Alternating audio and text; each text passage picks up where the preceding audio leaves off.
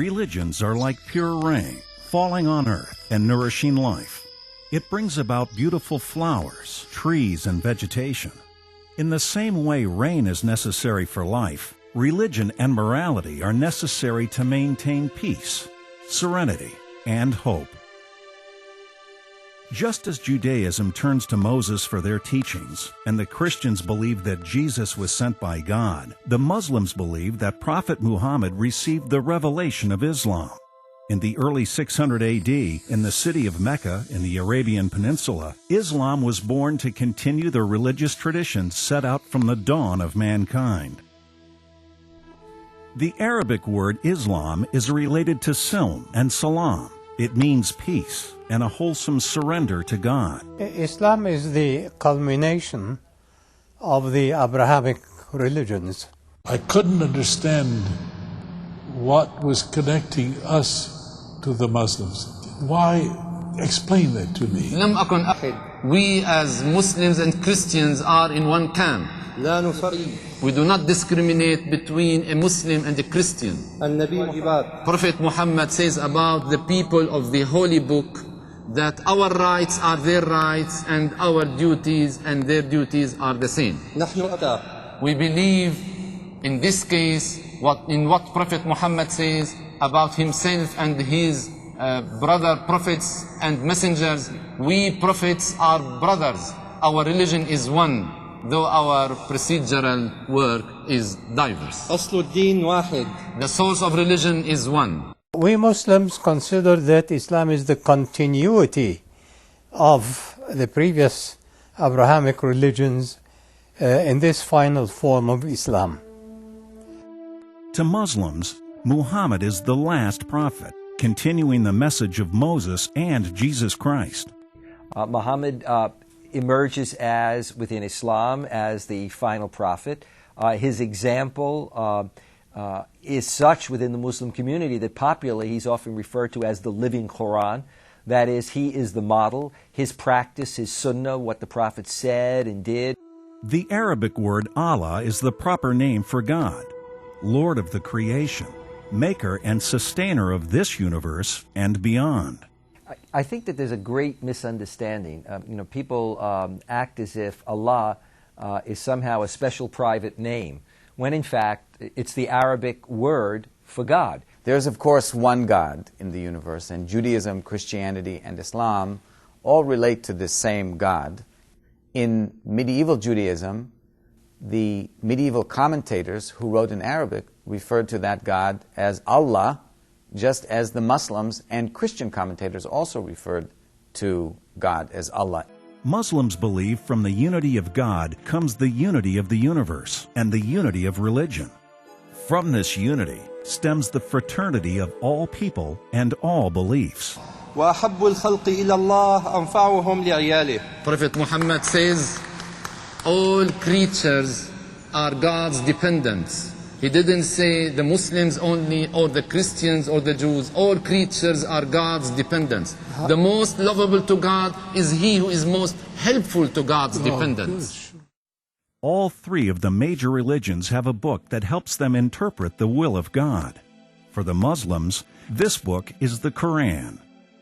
The Quran is a complete code of guidance and the source of spiritual nourishment, healing, and mercy for all believers. God addressed Prophet Muhammad saying that he will accept those who turn to him in penitence, those who believe, and whose hearts find completion in the remembrance of Allah. For without doubt in the remembrance of Allah do hearts find comfort. When the heart is cleansed from all vices and enlightened by the guidance of Allah, the rest of the body and all the senses will follow accordingly. Serenity is a result of contemplation. If we think from our heart, then our heart becomes our conscience. The Quran describes the teachings of Prophet Muhammad in three major categories: the Holy Quran, or Al-Kitab, wisdom, hikmah, and inner self-purification, tazkiyah. These three fundamental categories supplement one another. The first, Al-Kitab, produces a person with a knowledge that the Prophet wanted to bestow on all Muslims. This knowledge includes the basis of sciences, the fundamentals of Islam, its beliefs, laws, and the stories and lessons from the earlier prophets. The second, wisdom, functions to produce a people who are successful in running their lives, affairs, and businesses. The third category, inner self-purification, tazkiyah, is an institution whose function is to produce humble and pious people. The three fundamentals combine to make up the ingredients necessary to make a true believer.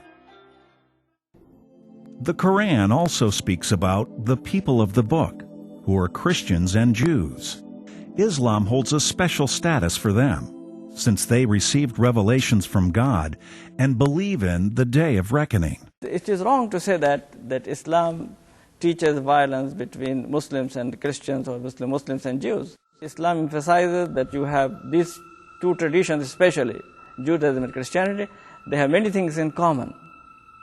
And you have to recognize this commonality and have better relations with them. Surah number 16, Allah says that when you discuss with the people of the book any matters, you discuss with them in a nice manner. Even when you argue with them in a nice manner. In Surah number 3, it says, قُلْ يَا أَهْلَ الْكِتَابِ تَعَالَوْا إِلَىٰ كَلِمَةٍ سَوَاءٍ. O people of the book, come, let us join our hands on common principles, on common values. This is what it says. In Surah number 60, Surah Al-Mumtahina, what does Allah say? Allah says, Allah does not forbid you from having good relations with those who do not fight you in the matters of your religion, do not expel you from your homes. Be nice to them. Judaism and Christianity and Islam share some of the same moral values: respect for the individual, the requirement to obey the divine will, to understand a sense of humility as being a human, non-perfect, a human to whom there is always a relationship with something that is greater and far beyond. These are things that all the religious traditions share with one another. Islam emphasizes freedom. This Western society speaks a great deal about freedom. Freedom of expression, freedom of religion. The Quran says no compulsion in matters of religion. God has permitted Muslim men to marry Christian and Jewish women who may or may not convert to Islam. The intimacy and love that God made between a Muslim husband and a Muslim wife can be no less when it is made between a Christian wife and a Muslim husband. Eating the foods of the people of the book is yet another indication in the bond for peacemaking. This day are all things good and pure made lawful unto you. The food of the people of the book is lawful unto you, and yours is lawful unto them. Lawful unto you in marriage are not only chaste women who are believers, but chaste women among the people of the book revealed before your time, when ye give them their due dowers, and desire chastity, not lewdness nor secret intrigues. Quran 5:5. We find in the Quran several chapters named after Christian and Jewish figures: Yusuf or Joseph, Mary, Ali Imran, the family of Mary, Ibrahim for Prophet Abraham, the table, referring to the table of Jesus offering food, the room, for the Roman Empire, are examples. We find in the Quran many inspiring stories about the prophets Jesus, Moses, Abraham, John the Baptist, Jacob, Joseph, and many more.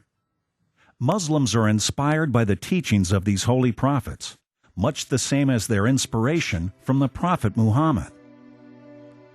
God's omnipotence and might is reflected in miracles such as Virgin Mary giving birth to Jesus. The Quran tells us about the exchange that takes place between Mary and the angel who announced the forthcoming birth of Jesus to her. Said she, "O my sustainer, how can I have a son when no man has ever touched me?" The angel answered, "Thus it is. God creates what He wills. When He wills a thing to be, He but says unto it, Be, and it is." Quran 3:47. The angel also tells Mary, "And He will impart unto thy son revelation, and wisdom, and the Torah, and the gospel, and will make him an apostle unto the children of Israel. Quran 3:48 and 49. God emphasizes in the Quran the sacredness of the human soul and condemns acts of terror. If anyone slays a human soul, unless it be in punishment for murder or for spreading corruption on earth, it shall be as though he had slain all mankind. Whereas, if anyone saves a life, it shall be as though he had saved the lives of all mankind. Quran 5:32.